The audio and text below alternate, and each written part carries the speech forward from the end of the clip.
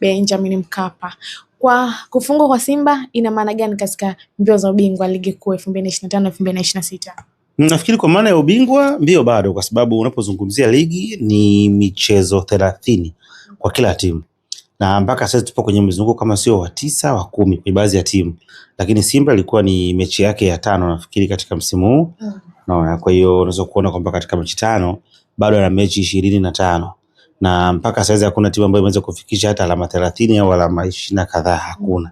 Kwa hiyo kupoteza ni kitu cha kawaida kwa sababu ligi ni marathon, maana yake unaweza ukashinda, ukatoka sare, ukafungwa, ni muda. Isipokuwa tu unakachokiangalia pengine kwamba wakati unapoteza wale ambao uponoka katika mbio za kuwania ubingwa, wao wanapata matokeo gani? Ndio jambo la msingi la kuangalia. Yaani uweze ukapoteza alafu kaanza kujilinganisha pengine na Fountain Gate, pengine na Coast Union, pengine sio na Mungo.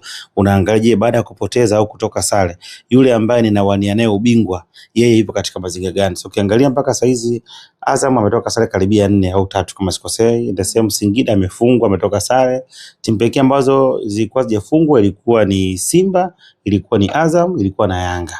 Ambazo zilikuwa zinafokini. Yanga alikuwa na sare moja na Azam pia alikuwa na sare kadhaa kwenye timu yake. Kwa jana Simba wakaangusha pointi, maana yake ndio imekuwa ni mechi yake ya kwanza kupoteza.